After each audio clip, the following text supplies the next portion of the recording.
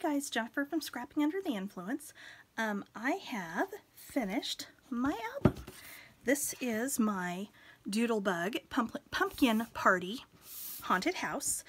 As soon as this paper line came out, I knew I had to make an album out of this house. It was just so stinking cute. I couldn't stand it. So I mean, I have been dying to get my hands on the SVG file from the Lori Whitlock shop to get this cut out and built. The files came out actually last Thursday, I think it was, and I came down here and I got the house cut, and I didn't actually start working on this and assembling this until I think Monday. Maybe a little bit on Sunday. I honestly don't remember. But I actually put this together really fast, which is huge for me. Normally these take me a little bit longer. But on the front here, I've just got some of the icon stickers popped up. I've got the windows popped just for a little bit of dimension. I made this door actually kind of open, so we've got the little witch in there. And then inside, and I've got to do something about that. That keeps flipping open on me and I don't want it to. Okay, so inside, let's start right here. This flips up and out and down and around. So you've got this nice little mini layout that you could add some journaling or some pictures to. This is a waterfall that I forgot to decorate this page because of course I did. We're going on vacation tomorrow. I did film the majority of a tutorial on this.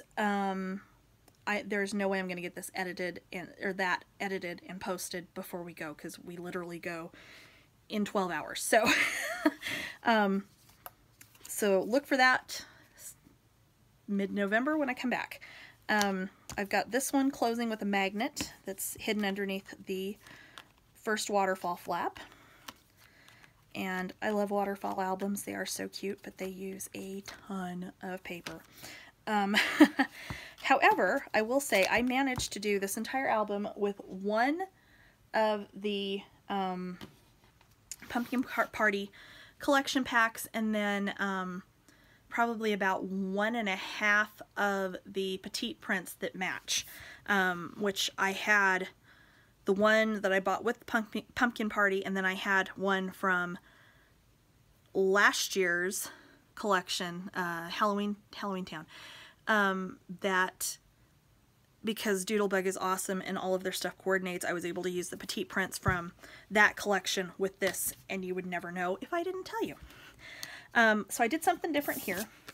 So I used the SVG file and I cut into the front of this pocket to make a little acetate pocket.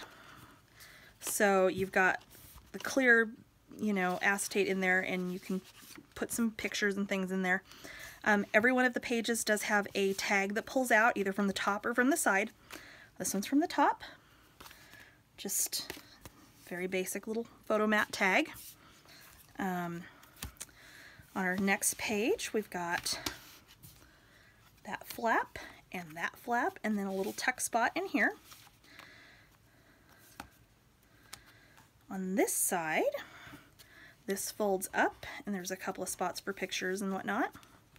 And it also folds out that way, so you've got more spaces for pictures. This tag pulls from the side. On this one, this flips open, so we've got more picture spaces. And I've got a couple of pockets here that you can, I've just got some of the cut aparts tucked in here for right now. Okay, this page I don't think does anything. Another tag there. On this one, okay, so I did something a little bit different here. I did a belly band, and I didn't do it quite wide enough, so this is in here kind of tight, so bear with me for a second. And in here I just have a little trifold folio, accordion album, yeah, no, I guess it's really more of an accordion album, that just tucks back in there. On this side, I've got a double belly band. So I've got just another cut apart and one of the odds and ends that I think he was actually supposed to go up there on that waterfall, and I couldn't figure out where he was supposed to go. And then there's another one behind, and I've just got another photo mat in there. And then another tag in that outside pocket. This one just flips open like that. And I've left those loose so that you can tuck a picture underneath there. This tag comes from the top.